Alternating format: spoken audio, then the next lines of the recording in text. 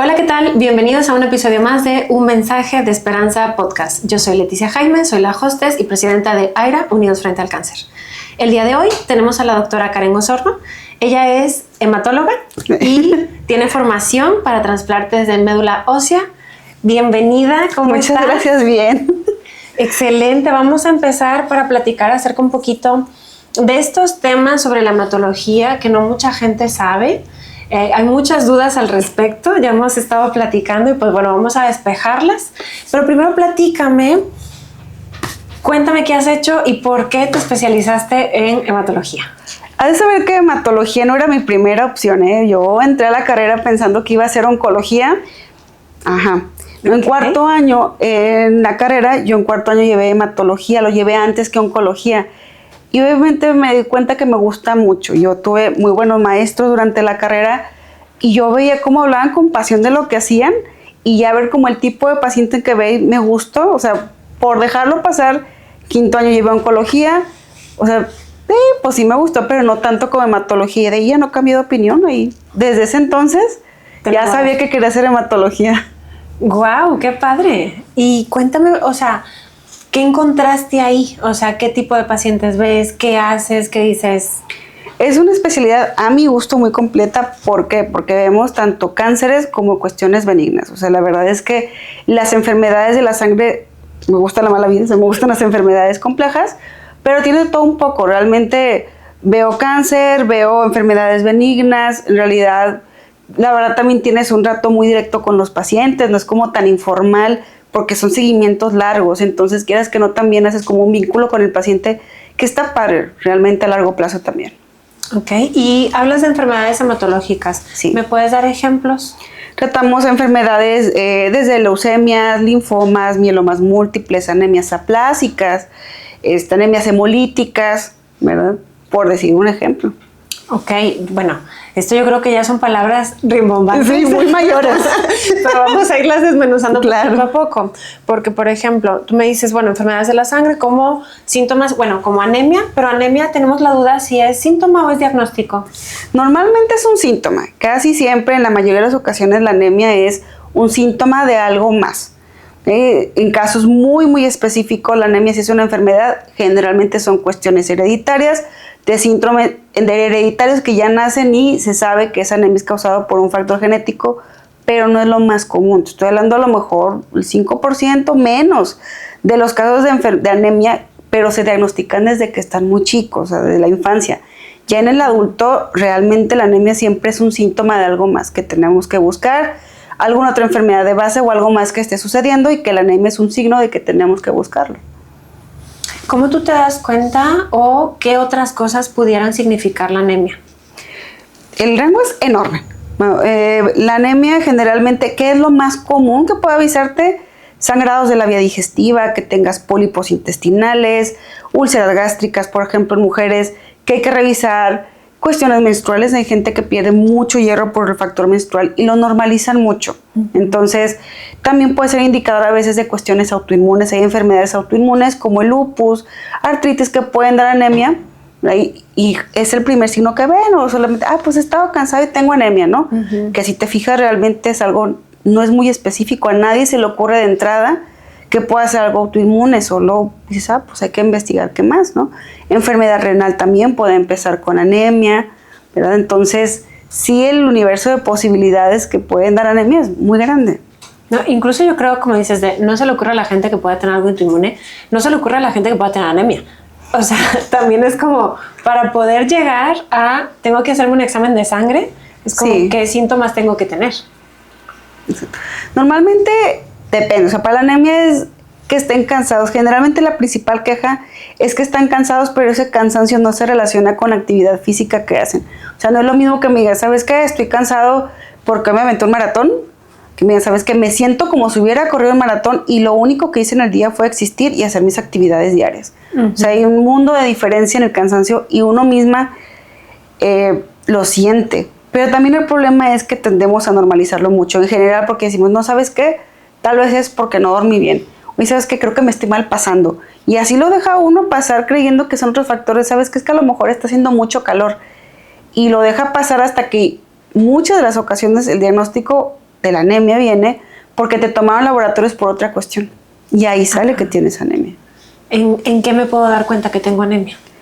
Puedes verte a lo mejor un poquito más pálida, gente que tenemos la tez un poco más morena, nos podemos ver como amarillos, se ve muy pálida lo que es la parte aquí abajo del ojo, empiezas a marearte, si te levantas de la cama muy rápido, te mareas, incluso sientes como que te fueras a desmayar.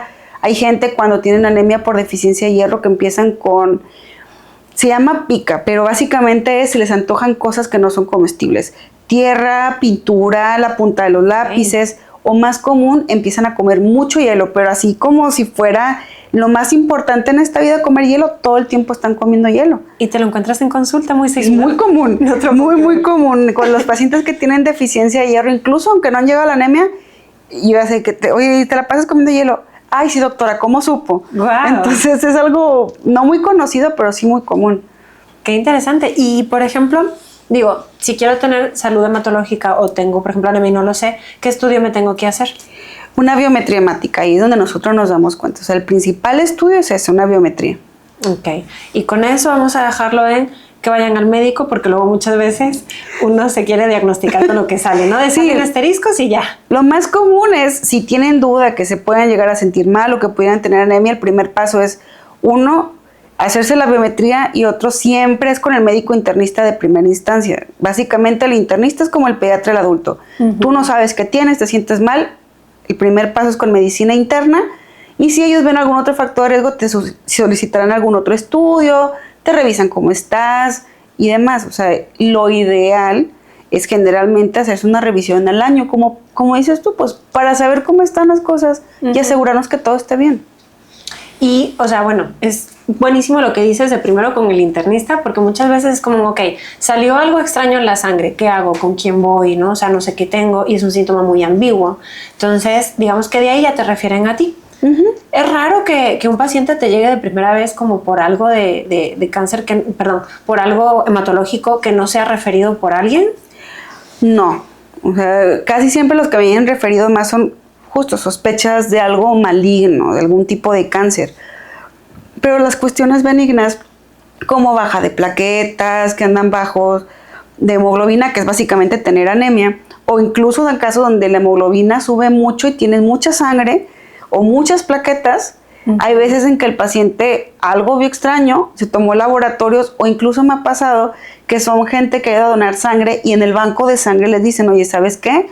Vimos esta normalidad en tu sangre, te recomiendo que vayas con el doctor. Y ya empiezan a buscar y de repente San Google le dice, oye, ¿sabes qué? Ocupas un hematólogo, y llegan a consulta solos. Y todo el mundo me dice, doctora, yo ni siquiera sabía que existía esta especialidad. Es que eso es lo que normalmente siempre dicen, o sea, por eso es como, era tan importante que vinieras para darnos tu opinión médica, y también para que sepan que es una especialidad que es necesaria, pero que muchas veces no está nada difundida y no saben que la sangre puede tener problemas. Sí. O sea, y que no solamente es un síntoma de alguna otra cosa, o sea, también está relacionado, ¿verdad? Pero, por ejemplo, tú estabas hablando, o hemos tocado mucho el tema porque es muy común lo de la anemia, vamos a hablar también de otras cosas, pero ¿cómo la tratas? Ahí sí depende de la causa. En general, de todas las causas de anemia, lo más común sigue siendo un problema de salud en México, la deficiencia de hierro. ¿Por qué? Por lo que te comentaba hace rato, muchas mujeres tienen un sangrado menstrual muy abundante, pero como no es algo que platiquen, tú no vas a acercarte con tu amiga en una cena y vas a decir, oye, ¿cuánto te bajó? Nadie. Entonces lo tenemos muy normalizado y hemos llegado a tener pacientes que nos han mandado porque menstrua y se tiene que poner pañal, o que tienen que usar toalla nocturna y tampón, y eso, y ni siquiera van con el gine, que el primer paso obviamente es ir con ginecología, ¿no? Pero es tanta la pérdida, pacientes que también por cuestiones de malnutrición, pacientes, por ejemplo, bariátricos, que no llevan un seguimiento adecuado con nutrición, es muy fácil que caigan en la anemia por deficiencias nutricionales, ya sea de vitamina B12 o de hierro. Digo, lo más común es de hierro, pero ¿qué otras causas hay también?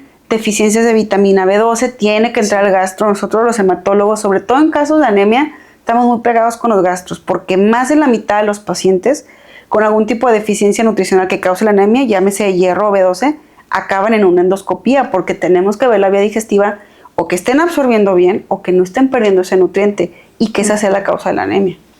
Así es. Y también con el tema autoinmune, ¿no? Con el tema autoinmune es diferente porque el tratamiento directamente no va con nosotros, va con el reumatólogo. Si nosotros tenemos la sospecha o la primera consulta fue con nosotros y empezamos a ver cuestiones ahí que nos gustan, que puedan ser sugestivas de que enfermedad autoinmune, tomamos los laboratorios iniciales y se refiere a reumatología. ¿Por qué? Porque una vez que inicia el tratamiento para su cuestión autoinmune, esa anemia tiende a mejorar. Ok. Tu trabajo es mucho en equipo, por lo que me comentas. Sí. Básicamente hay que checar como todas las aristas, ¿no? Totalmente. Mucha gente piensa y es súper común que en redes sociales de repente me pregunten, doctor, ¿es que qué hago? Tengo anemia de 6, ¿qué me tomo? Y yo creo que hasta se lo toman a mal que le digo, oye, la verdad el primer paso es que vayas a consulta. Pero el problema es que no hay un solo tratamiento para la anemia, es muy complejo, entonces se tiene que ver cómo empezó, cuánto tiempo lleva, ver otros laboratorios además de esa biometría para saber exactamente qué tipo de tratamiento va a llevar y en caso que requiera referirlo a otro especialista, mandarlo. Ya sea al reumatólogo, al nefro, a gine, también a gine mando muchísimos pacientes. Ok. ¿Verdad? Por la cuestión de los sangrados menstruales, digo, la verdad es que sí, yo sé que suena horrible que les diga, ve a consultas como, ay, pues mejor ni te pregunto nada, pero es que es la verdad. No, es que cada caso es muy único, pero sí podemos decir a grandes rasgos, no sé, comentas esto de gine, puede ser a lo mejor por endometriosis. Totalmente endometriosis, pólipos que tengan también cervicales, miomas, que también los miomas es muy común que aumente el sangrado menstrual de los pacientes. Entonces ahí van perdiendo más hierro del que pueden obtener en la comida, aunque tengan excelentes hábitos alimenticios. Sí, y también la parte de la absorción del hierro, ¿no? Sí. O sea, de que va en conjunto también con otras vitaminas, porque la gente se le hace muy fácil como, tengo deficiencia, déjame voy a la farmacia, me compro mi hierro y listo, como que hasta se ahorran la consulta contigo, ¿no? Y es como, no sé. Eso o todo mundo, por ejemplo, me pasa también que generalmente lo que platicábamos, que cuando tienes anemia el primer signo es que están cansados. Entonces yo creo que todo mundo hemos escuchado, estás cansado, inyéctate una Bedoyecta. Sí. Entonces, pues realmente no va por ahí. La Bedoyecta solo le va a mejorar el cansancio a la gente que tiene anemia por deficiencia de vitamina B12, que no es lo más común. Entonces sí, lo ideal es primero, oye, si estás viendo el cansancio nunca va a ser normal, a menos que me digas que llevas una vida súper extenuante, el cansancio tiene origen y tenemos que ver de dónde. Entonces es motivo suficiente para ir a consulta. Entonces, ¿qué puedo hacer para tener una buena salud hematológica? Lo ideal, si tú no tienes ningún síntoma, si en realidad vas todo bien, es hacerte tu cheque anual. Cada año ve con tu médico internista de confianza, que te haga tus laboratorios y que revisen que todo esté bien. Ese es el primer paso. En general, se sabe, tener hábitos saludables, tratar en la medida de lo posible hacer algo de actividad física, buenos hábitos alimenticios, ¿verdad? Sobre todo por la cuestión de la anemia, ¿no? O sea, mientras comas de todo un poco está bien y con eso puede ayudar bastante. Ok. ¿Cuáles son los mitos que normalmente más te preguntan en consulta? El más común es que si no se cuidan una anemia se les va a convertir en cáncer. Ok. ¿Verdad? La verdad es que es muy falso, no tiene nada que ver, pero va en relación y creo yo que viene del hecho de que, como platicábamos, pues la anemia es un signo de algo más. Entonces, ¿qué pasa? Hay pacientes que a lo mejor ya tienen un cáncer gástrico escondido, a lo mejor tienen algún pólipo en el intestino, que esos a veces, no estoy diciendo que pase siempre, se pueden volver malignos. Entonces, ¿qué pasa? Empiezan a sangrar, pero no es un sangrado que tú ves a primera vista, es un sangrado tan chiquito que no lo detectas, pero como es por tanto tiempo ya te causan anemia. Entonces, se quedan con la idea de que como les detectaron anemia y no se la cuidaron o no llegaron a tiempo, hicieron cáncer, cuando en realidad no, el cáncer siempre estuvo ahí y se dieron cuenta porque hizo el paciente anemia, ¿verdad? O se dan cuenta también, o preguntan mucho, que si la anemia como tal es un síntoma de cáncer. Pues puede dar, la verdad es que sí, o sea, dentro de los síntomas del cáncer o los signos puede ser la anemia, pero no todos los tipos de cánceres y no siempre. También lo más común es que dicen, es que a lo mejor dentro de los cánceres de mi área la leucemia. La verdad es que no, o sea, el paciente con leucemia sí va a hacer anemia. ¿Por qué? Porque estas células malignas ocupan toda tu médula ósea, entonces ya no tiene capacidad para producir otras células. Está todo lleno de células malignas, entonces ya no pueden producir sangre, pero tampoco pueden producir plaquetas, tampoco pueden producir glóbulos blancos. Entonces, ¿qué pasa? La biometría se ve baja en todos los aspectos, no nada más de anemia. Es muy raro el caso que una leucemia solo debute con anemia y no tenga ningún otro cambio. Y en general el paciente que tiene leucemia francamente se ve mal. O sea, tú lo ves, es un paciente que se ve muy cansado, se ven el color de la pared así blancos, o sea, a veces les falta el aire, tú te das cuenta que algo está mal, no nada más anemia tal cual. Ok. Igual, ¿qué es lo que qué es lo que podemos ver en una analítica o cuál sería una señal de alarma de decir, ok, recibí mi sobrecito, aquí están mis estudios, esto me indica que necesito ir con el médico, que necesito ir con el internista o con un hematólogo? Uh-huh. En general, a grandes rasgos, es que las plaquetas estén bien, o sea, las plaquetas usualmente el valor es como 150,000 para arriba, que no estén debajo de 150,000. Se fijan en la hemoglobina. La hemoglobina básicamente es la cantidad de glóbulos rojos que tenemos y es lo que determina no que tengamos anemia. En mujeres lo ideal es que esté arriba en 12.5, en hombres arriba de 13.5. Si tú ves que está bajito de esos valores, indicador de que ir a consulta. ¿Por qué? Porque tenemos anemia, ¿no? Uh-huh. Si está arriba de la hemoglobina en general de 16, 17, también es malo y hay que ir a consultar, ¿no? Ver qué está sucediendo. Que muchas veces puede ser reactivo, fumamos, problemas de la famosa apnea del sueño, que no pueden respirar bien, que roncan en la noche. Okay. Pero eso no se los puedo asegurar hasta que no los vean en consulta. Si le dices, ¿sabes qué? Es normal, es porque a lo mejor fumas, nada más hay que darte vigilancia. Oye, ¿no? Pero qué interesante, ¿no? Que el hábito, por ejemplo, de fumar o el vapeo pudiera impactar en la sangre. Sí, bastante. Creo que es algo que a nadie se le pasa por la cabeza. No, es más, uno piensa siempre en los pulmones, ¿verdad? Uno no está pensando en sus pulmones. Entonces, digo, es interesante sobre todo para estas generaciones, ¿no? Con todos los cambios que estamos viviendo y también con el hecho del vapeo, que a lo mejor está menos estudiado, pero se sabe que tiene también efectos muy parecidos a los del tabaco. Sí. Entonces, también decías del volumen, bueno, de las plaquetas, volumen plaquetario y demás. ¿Qué pasa si tenemos plaquetas bajas? Y ahí depende. Realmente la gente tiende a asustarse mucho cuando ven plaquetas bajas y tenemos que tomar en cuenta, ¿por qué digo valores absolutos y no digo que se manejen? Porque cada laboratorio tiene su rango de referencia y tenemos que tener en cuenta que esos rangos de referencia tienen que abarcar desde niños hasta adultos. Entonces, si te fijas, el rango es muy amplio. Plaquetas bajas, ¿cuándo es algo que tenemos que preocuparnos o ir a consulta? Cuando esas plaquetas están debajo de 100,000. De 100,000 a 150,000, aunque sí están bajas, puede ser incluso reactivos, un día te enfermaste, gente que le da COVID, gente que le da influenza, que le da una gripa, pueden tener las plaquetas bajas transitoriamente y eso no significa que tengan un problema de la sangre. ¿Por qué digo que bajo de 100,000? Porque ya es más probable que esa baja de plaquetas sea por una cuestión que no sea transitoria. No significa automáticamente que van a tener una enfermedad de la sangre. Uh-huh. Muchas veces así nos hemos dado cuenta de pacientes que tienen problemas, por ejemplo, con el hígado. Empiezan a bajar esas plaquetas porque el hígado se empieza a hacer más durito. Entonces, ¿qué pasa? La circulación de la sangre, en vez de pasar por el hígado como batalla, lo pasa por el vaso. Y el vaso es un filtro. Entonces, empieza a guardar más plaquetas de las que debería y empezamos a ver cuentas bajitas. Y cuando empezamos a buscar, el problema en realidad es el hígado y no tanto una enfermedad primaria de la sangre. Wow, es súper interesante lo que platicas. O sea, es que creo que es un mundo. O sea, creo que la sangre te puede dar como mucha información. Sí. Y ya luego es como si es un mapa del tesoro y tú tienes que andar buscando de dónde corresponde el problema, ¿no? Sí, básicamente por eso me gusta mi especialidad. Ya entendí. De todo. Ya veo por qué.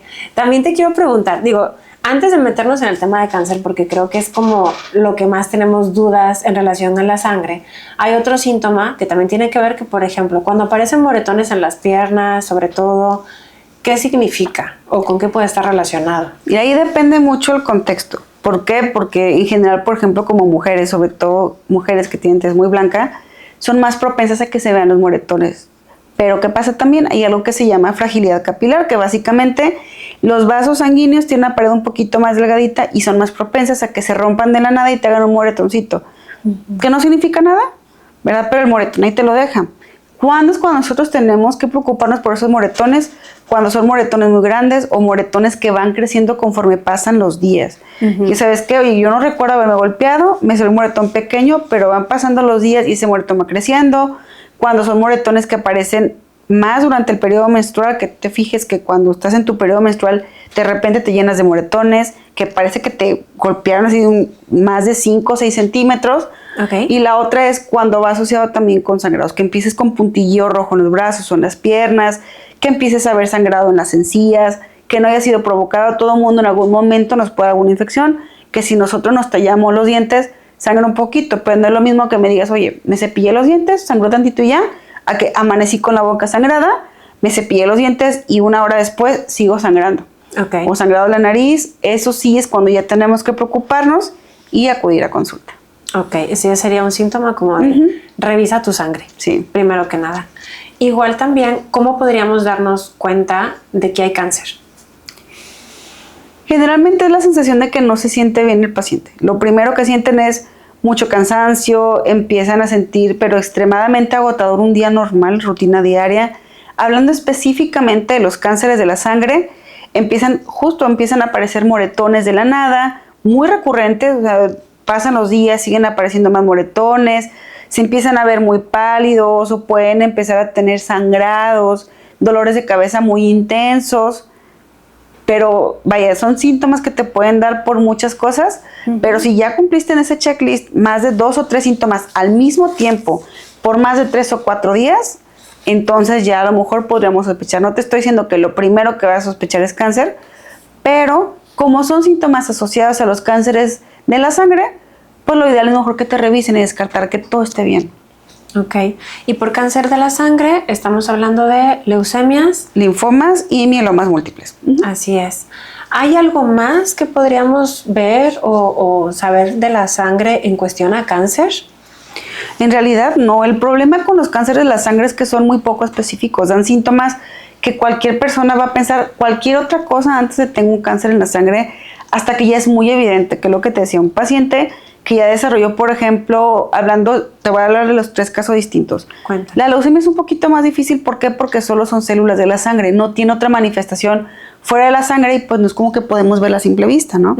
Pero ¿qué pasa? Cuando va avanzando y es muy evidente que el paciente tiene alguna afección por la leucemia, empiezan ya sea con glóbulos blancos muy altos o con glóbulos blancos muy, muy bajos. Empiezan con sangrados, empiezan a sentir mal, empiezan a sentir acelerado el corazón y son pacientes que a veces te llegan con anemias extremas de 4 hemoglobina cuando lo normal es arriba de 12, te llegan con plaquetas bajísimas o ya sin plaquetas. Muy común que empiezan con sangrados. Casi siempre el síntoma más común es que tienen todos estos síntomas y son sangrados muy aparatosos. Llevo 3 días que me está sangrando la nariz, que a lo mejor un niño chiquito dices, bueno, estuvo en el sol, pero yo lo metí en la casa, mejoró, el otorrino ya lo revisó y todo bien, pero ¿qué pasa cuando no hay esa exposición solar o no hay un factor de riesgo identificado que pudiera estar causando este sangrado y ya te está mencionando tu familiar, tu vecino, lo que sea, que se siente mal?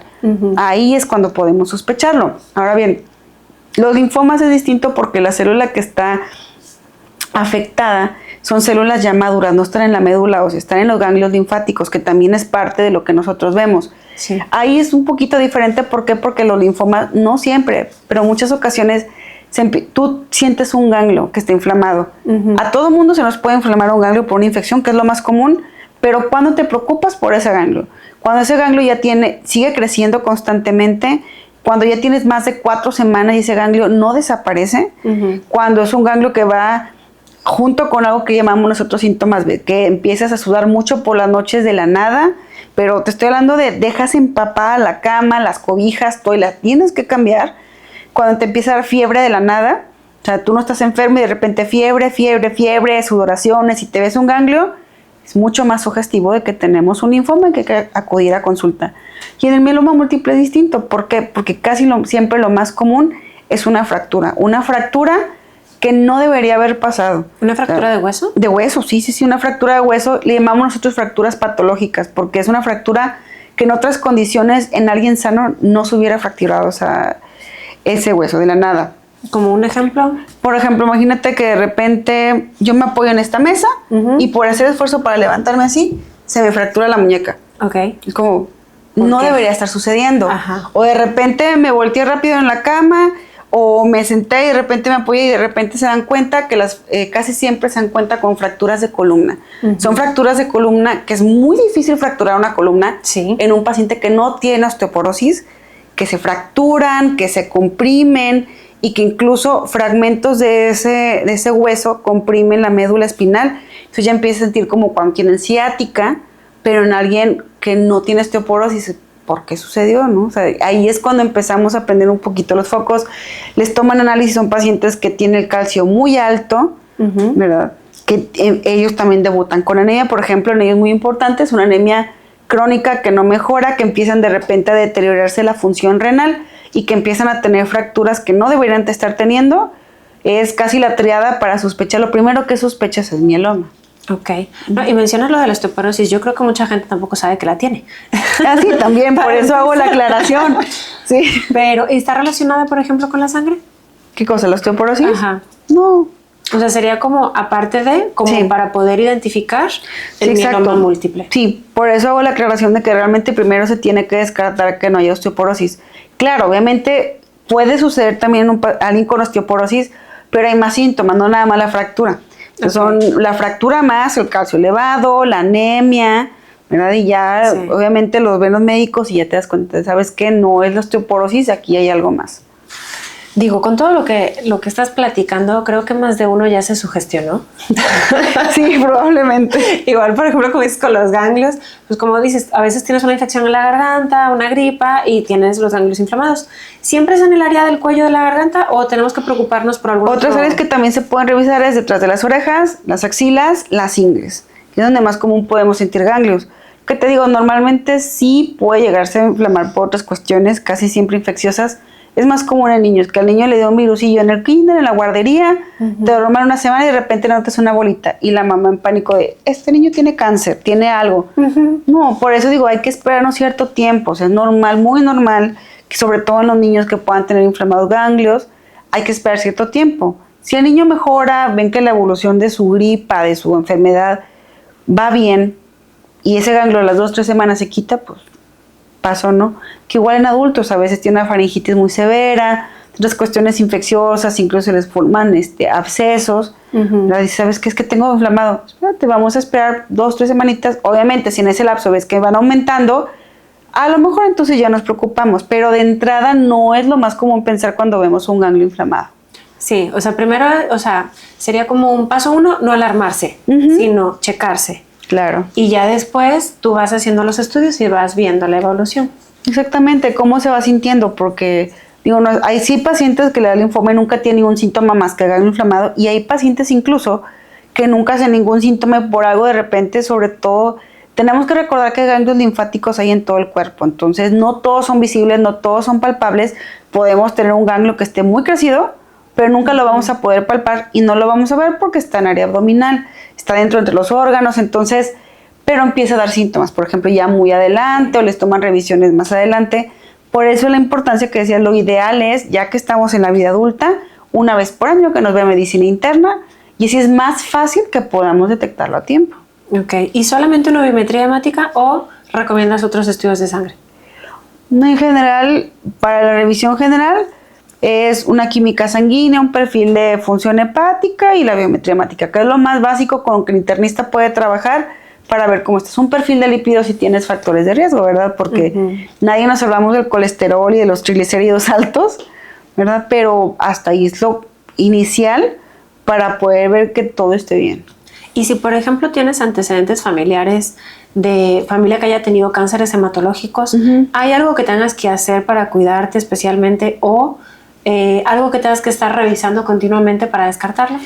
No, en realidad, a diferencia de otro tipo de cánceres, los cánceres de la sangre no tienen un factor hereditario. Si mi papá tuvo mieloma, si mi mamá tuvo leucemia, si mi hermano tuvo un linfoma, no significa que mis probabilidades de tenerlo sean más altas. Siguen siendo exactamente la misma posibilidad que alguien completamente sano de una población normal. Pero sí sigue insistiendo en lo mismo, solamente llevar seguimiento, nuestro control anual, eso sí. Hay ciertas enfermedades que pueden predisponerte, por ejemplo, a sufrir un linfoma, que es la infección por el virus del Epstein-Barr, o la infección por VIH. Sí te puede predisponer a que hagas un linfoma y es un factor de riesgo muy conocido. Sí. Pero de ahí en fuera, no hay algo que tú puedas hacer para prevenirlo más que llevar tus controles. Pero no significa que porque mis papás estuvieron enfermos, un familiar directo, yo tengo un riesgo aumentado. La verdad es que no. Y sí es un miedo muy común. Sí. O sea, si ya están en pánico porque de repente dicen, oye, es que me subieron tantito los glóbulos rojos y mi mamá tuvo leucemia. A ver, tranquilo. Lo más común, el 90% de las veces va a ser algo reactivo. No dormiste bien, estás desvelado, te enfermaste. O sea, hay una causa más común que pueda explicar esto. Uh-huh. Además es que la sangre cambia muy rápido, ¿no? O sea, son células rápidas, entonces, una sola analítica no te dice tanto, ¿no? O sea, exacto, tienes que ver la evolución en el tiempo. Pero me encanta que digas el hecho de que no tiene tantos factores hereditarios o genéticos, porque creo que ese es el mito de la población. Todo el mundo piensa que tiene que ver con si a mi papá le dio leucemia, a mí me va a dar. O el tema, por ejemplo, de los cánceres hematológicos en niños. Cuéntame. Pues es exactamente, la verdad es que es exactamente lo mismo que en el adulto, en el sentido de uno no puede prever, no hay un estudio que ya te pueda hacer para decir si tú tienes un riesgo aumentado de que te vaya a dar leucemia, o que te vaya a dar linfoma, o que te vaya a dar mieloma. Lamentablemente solo sucede y ya te das cuenta cuando ya está ahí la enfermedad. En niños es un poquito distinto en el sentido de la leucemia en el niño es muy común. O sea, de los cánceres que le puede dar a un niño, la leucemia linfoblástica aguda sobre todo es la más común, pero también la más curable. Los niños que le dan linfoblástica, la mayoría de los niños se curan por completo, llegan a la etapa adulta y no vuelven a tocar el tema de cáncer nunca en su vida, pero siempre les queda como el sentimiento al principio de los papás de es que a lo mejor no hice esto, es que a lo mejor no hice lo otro, y qué tal si yo hubiera hecho esto, mi niño no se hubiera enfermado. Y la verdad es que no, o sea, no habría manera posible de que su pediatra, de que ellos se dieran cuenta que algo estaba mal, porque son cuestiones que aparecen absolutamente de la nada. Entonces, sobre todo tener esto en cuenta, que no carguen como con esa culpa de tal vez pude haber hecho algo y se pudo haber prevenido.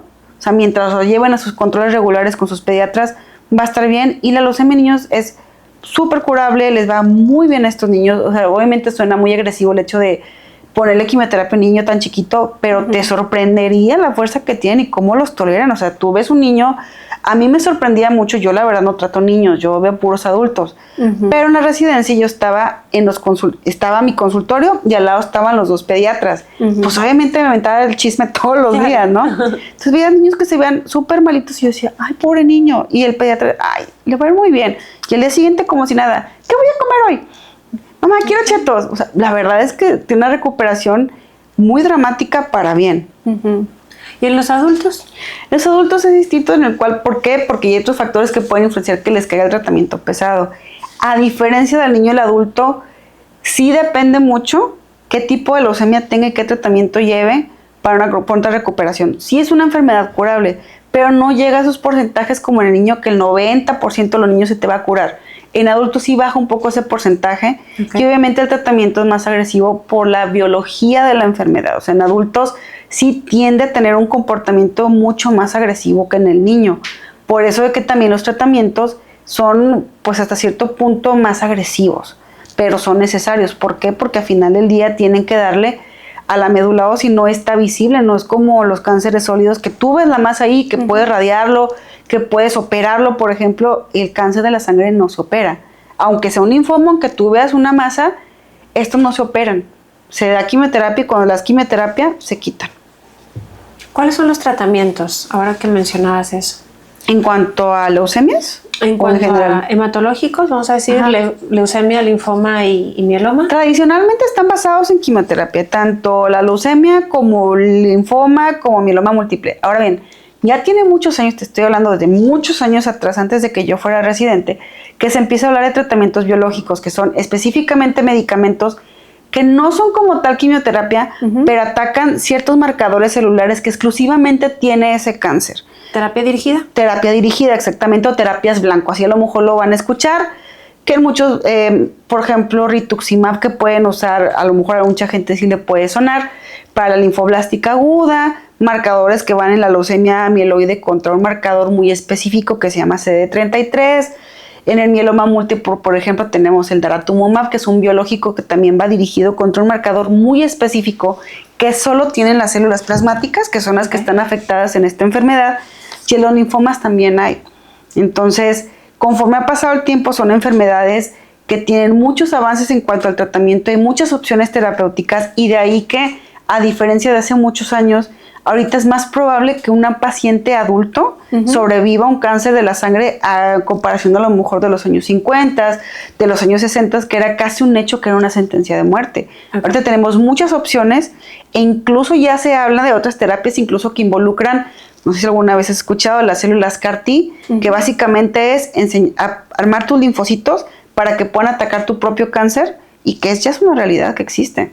De hecho, te quería preguntar por esas, porque estoy viendo como que en estudios están repuntando muchísimo y suena como una esperanza en estos tratamientos. ¿Qué opinas? Es muy bueno, la verdad es que es una muy buena terapia en algunas enfermedades y en algunos casos se está incluso cuestionando a nivel mundial qué tanto puede ser beneficioso en el sentido de que sea una terapia que se lleve antes de considerar la opción del trasplante por lo que conlleva un trasplante. Lamentablemente es una terapia que actualmente no está disponible todavía en México.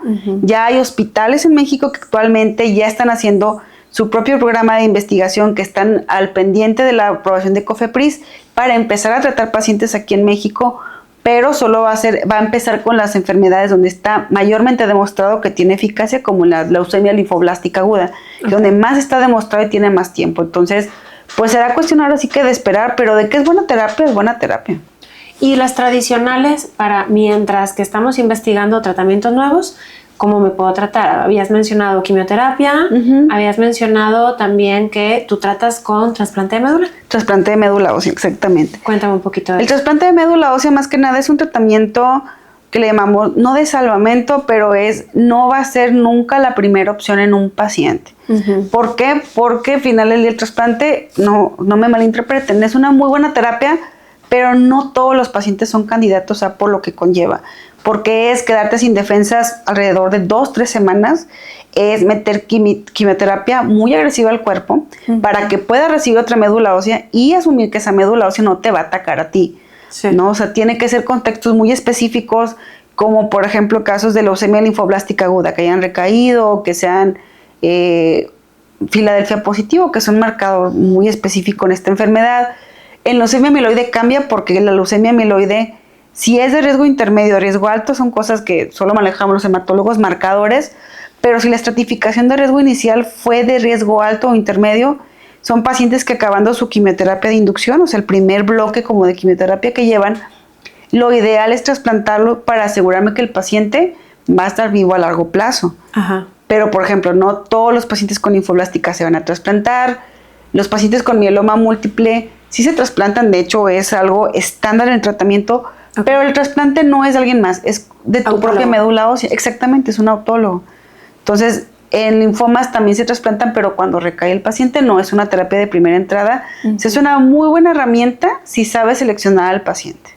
Y por ejemplo, con esto que te preguntaba, lo de un trasplante autólogo, o sea, con tu propia médula ósea, y explícanos un poquito qué es, porque seguramente no saben qué es, y la diferencia cuando alguien más te trasplanta y qué consideraciones tendrías que tener para que esa persona te pudiera trasplantar. El trasplante generalmente se divide, como bien lo dijiste, en dos tipos. Cuando la médula ósea que van a usar es la tuya misma, que se trasplanta autólogo, y el halogénico o haploidéntico, que se utiliza cuando el donante es otra persona, van a usar médula ósea de otra persona.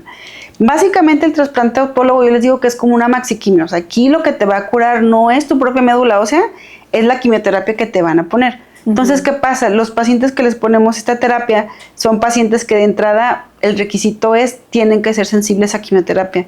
Porque nada va a servir que yo te ponga una dosis máxima de quimioterapia si yo desde un principio veo que no estás respondiendo adecuadamente. ¿A qué me refiero con respuesta adecuada? Que tengan por lo menos una respuesta parcial, que al menos el 50% de la carga de enfermedad haya disminuido después de recibir quimioterapia. Entonces, ¿qué nos permite? Ponerte una cantidad mucho más grande de quimioterapia sin que te quedes sin médula ósea por meses. Porque si yo te lo pongo y no te rescato con tu propia médula ósea, sí quedas más propenso a estar meses requiriendo sangre, plaquetas, sin defensas, que inevitablemente pues el paciente va a morir. Lo que hace aquí permite que pongamos una dosis muy grande de medicamento para que pueda atacar la enfermedad o asegurarnos que no va a volver y que recupere un lapso de 10-15 días, por ejemplo. Al contrario, el trasplante de médula ósea halogénico, lo que te va a curar sí es la médula ósea de alguien más, no la quimioterapia. Aquí la quimioterapia que se pone es para poder barrer lo que quede de tu médula ósea y dejar el terreno limpio para que la otra médula ósea se pueda injertar y que ya produzca células sanas. Ahora bien, sí tiene que ser un donador compatible y esto es muy importante porque no siempre se tiene un donador compatible. Lo ideal es que sea un donador que sea 100% compatible con nosotros, que solo lo podemos hallar en los hermanos.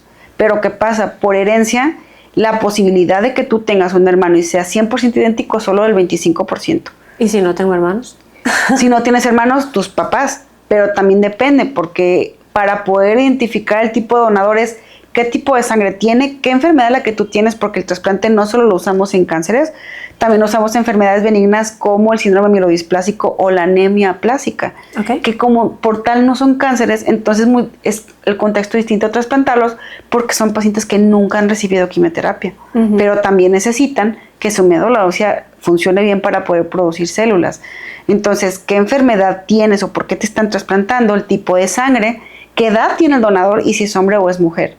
Y en base a eso tomar la decisión, porque sí ha habido casos en los cuales a lo mejor, como dices tú, no tienen hermanos, los papás ya son muy grandes, realmente básicamente, o ya no están, entonces ya no hay un donador. Si no es familia, no se puede donar. Se pueden en unos casos, hay asociaciones como NMDP, que son bases de donadores altruistas de médula ósea, que te pueden hacer una búsqueda de una médula ósea que sea lo suficientemente compatible para hacer un trasplante. Lo ideal es, se puede hacer un trasplante desde la compatibilidad del 50%, que muchas veces se hace con los hermanos o con los papás.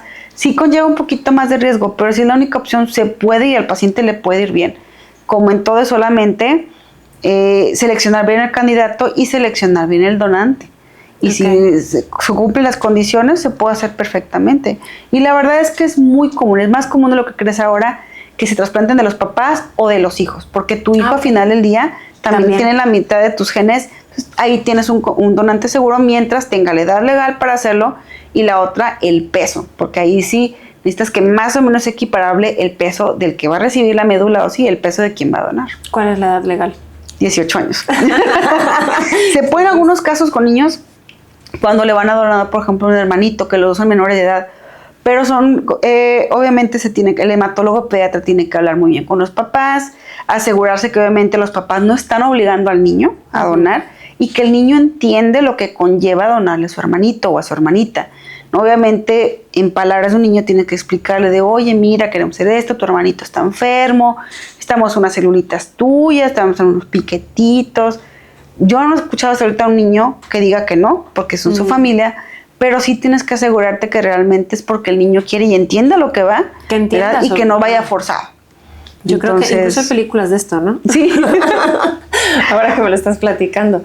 Pero, a ver, ¿y qué porcentaje hay de que sí se acepte el trasplante o hay un porcentaje de rechazo? Híjole, ahí sí depende también el tipo de trasplante. Los autólogos todos realmente, como es tu propia médula ósea, pues lo vas a volver a asimilar. ¿Pero qué has visto tú? O sea, más bien, más hablar de estadísticas, como tú lo que has visto en la consulta, ¿qué nos recomiendas, qué nos dices?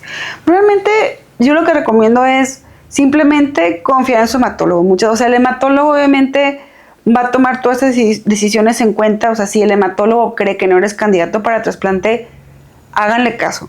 ¿Por qué? Porque a veces, y yo lo entiendo, en el afán de es que yo me quiero curar, ¿cómo me va a decir que no soy candidato o que no tengo candidatos? Ahí es cuando pueden venir complicaciones. ¿Por qué?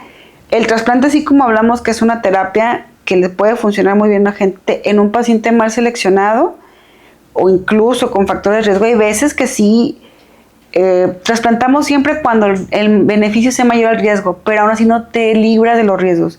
¿Qué es el riesgo más común? Que hay algo que se llama injerto contra huésped, que la médula ósea se injerta, pero te empieza a atacar porque esa médula ósea reconoce que no eres hospedero, entonces te empieza a atacar, empieza con complicaciones en la piel, se empiezan a elevar las enzimas del hígado, empiezan a afectar la función pulmonar, ojo seco. ¿Qué manera de tratarlo? Sí, ¿verdad? ¿Y qué porcentaje puede? O sea, la verdad es que es como aventar una moneda al aire, como puede que no, como puede que sí lo presenten, y en qué grado, ¿verdad? Que lleguen a un grado severo, que ponga en peligro la vida, porque sí puede poner en peligro la vida de alguien, no es muy común. Honestamente, con un buen tamizaje de ver quién sí es candidato, no es común que suceda. Sí pasa, pero no es lo más común. Al final del día, de eso se trata, de minimizar lo más que se puedan esos riesgos y que llegue a pasar esto. Sí llega a pasar muy común que tengan injerto, pero usualmente suele ser un grado que lo tolera muy bien el paciente y que no afecta su calidad de vida a largo plazo. ¿Cuántas veces se puede trasplantar? Lo ideal es que una, pero se pueden trasplantar más de una vez. La cuestión aquí es que obviamente un segundo trasplante ya conlleva un riesgo mucho mayor de que vaya a fallar. eso sí. Entonces sí hay que seleccionar muy bien, no es tan común realmente, es raro el paciente que trasplante en más de una ocasión. Ok, ¿y autólogo? Autólogo tampoco, no mucho. Realmente si ya el autólogo hubo un fallo y recayó la enfermedad, se considera un segundo trasplante, pero ya no autólogo, ya sería alogénico, ya buscando la médula ósea de alguien más que esté sana. Ok, digamos como para opciones, ¿no? Si nos encontramos con un caso que a lo mejor se empiezan a agotar las posibilidades, como qué más se podría hacer.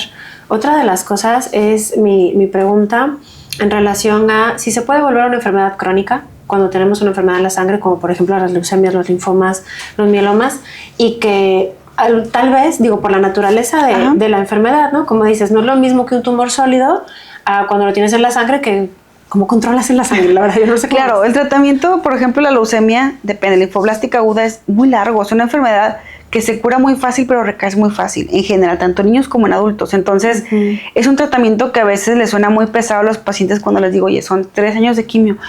O sea, obviamente impacta mucho porque es como, obviamente yo creo que todo el mundo escucha quimioterapia y automáticamente se ven pelones, ¿no? Sí. Pero son quimioterapias espaciadas. O sea, obviamente son etapas en las cuales lo que buscamos es que esa enfermedad no da la oportunidad de que regrese. Entonces, no es que la enfermedad se vuelva crónica, sino que el tratamiento tiene que ser así de largo para asegurarnos que no va a volver. Porque la célula de leucemia, sobre todo la linfoblástica aguda, se puede meter casi en cualquier órgano. Entonces, de repente hay casos que se infiltran el sistema nervioso central, que el líquido que envuelve el cerebro está infectado, ya está no infectado, sino invadido por leucemia. Hay pacientes que pueden tener células de leucemia en los testículos también, que no es tan escuchado, pero sí sucede. Entonces, que se vuelva crónico, la verdad es que no, solo el tratamiento es muy largo. En los linfomas igual, el tratamiento sí es más cortito, pero la idea es erradicarlo, no se vuelve crónico. Lo que sí es en el mieloma múltiple, sí es crónico porque el mieloma múltiple ahorita tal cual no se cura. Es una enfermedad que se controla como controla la diabetes, como controla la hipertensión. Con las nuevas terapias que hay, sí se habla incluso de que a lo mejor más adelante podemos llegar a una curación, llaman clínica. ¿Por qué? Porque cada vez va disminuyendo el grado de células que se detectan con estas terapias, al grado de que a veces ya se vuelve indetectable, cosas que muchos años atrás no era posible. Incluso habla de la posibilidad de que dejas al paciente años sin volver a tocar una quimioterapia hasta que vuelve a detectarse la enfermedad y otra vez vuelves a dar el tratamiento. O sea, ahí sí es un tratamiento largo que lo que hace es controlarlo, pero, o sea, conservando la calidad de vida. O sea, el paciente hace y deshace su vida completamente normal. Más que nada porque hay algunos tratamientos que se vuelven como muy largos en el tiempo, pero también hay pacientes que tienen mucho tiempo con la enfermedad sin ver una remisión, pero lo importante es que puedan tener como una calidad de vida. Tú dices, bueno, a lo mejor van a ser 3 años con quimio, pero a veces el pensamiento de un paciente que le diagnostican esto es de detengo mi vida y me dedico al tratamiento y luego vuelvo a mi vida. Y más bien es como, no, o sea, puedes continuar con tu vida normal. Que es también uno de los enfoques en el tratamiento. También en lo personal yo siempre les digo, mira, la verdad es que yo sé que suena pesado, pero toma en cuenta que no todo el tiempo la quimioterapia es líquida, o sea, por la vena. Va a haber momentos que te vas a quedar con pura pastilla. Y la idea es, conforme va pasando el tiempo y va pasando el tratamiento, que te incorpores lo más posible a tu vida normal, ¿no? Porque siempre tiene esa sensación como de no sentirse una persona normal desde el momento que ya están con quimioterapia. Y la verdad es que no, hay muchos pacientes que tú los puedes ver por la calle y ni siquiera te enteras que tienen algún tipo de cáncer. Sí, o sea, digo, bueno, lo que mencionabas, que también va dirigido a mi siguiente pregunta, es la recurrencia. O sea, mencionas que son muy recurrentes y esto no lo quiero como hacer sentir a los pacientes como ¿cómo? No me digas esto, qué triste, siempre lo voy a tener. No, sino en el sentido de, ¿tiene un mayor porcentaje de recurrencia? La leucemia linfoblástica aguda, hablando específicamente de esta enfermedad, sí. O sea, en adultos es muy común que recurra, pero también se cura muy fácil. Por eso es que el tratamiento es largo. No precisamente que porque lo tienes automáticamente vas a recaer, la verdad es que no. Entonces, por ejemplo, en la leucemia mieloide, no es que recurra muy fácil, es que esta variedad de leucemia sí es más agresiva. Pero también, ¿qué pasa? Ahí de entrada buscamos trasplantarlos porque ahí sí ya nos aseguramos que pueden vivir a largo plazo. La verdad es que hay muchas herramientas y sí se cura, a pesar de lo que escuchen y todo, la verdad es que la leucemia sí se cura. Es más pesado el tratamiento, pero claro que se cura, acaban bien, realmente pueden tener una vida completamente normal. En el caso de los linfomas es distinto, porque los linfomas tienen una tasa de curación muy alta. Okay. Quitando ciertas variedades muy específicas, la verdad es que ni vale la pena entrar en detalles, pero la gran mayoría de los linfomas tienen una muy buena tasa de respuesta. Te estoy hablando que la mayoría de los adultos se curan y ya no vuelven a tocar el tema, como, sí, tuve el linfoma y... Incluso en sus dos variantes. Sí. Hodgkin y no Hodgkin. Uh-huh. Ok. Sí. Y para un paciente, por ejemplo, que tiene varias recurrencias con linfoma, digamos que es como también puede salir adelante. Sí. ¿No? O sea, la idea es como brindarles a la gente que tenga un padecimiento en la sangre como las herramientas, como dices, para pensar que no significa un diagnóstico de muerte, sino que puedes controlarlo, que hay un montón de variedades de tratamientos y que les puedes ofrecer como un panorama Y más los amplio. pacientes incluso se van a dar cuenta, realmente tienen que tomar en cuenta que aunque el linfoma sí puede recurrir, no es lo más común, y aunque recurra, hay segunda y tercera opción de tratamiento porque son enfermedades para las cuales siempre hay investigaciones, tanto de medicamentos dirigidos, células CAR-T, trasplante.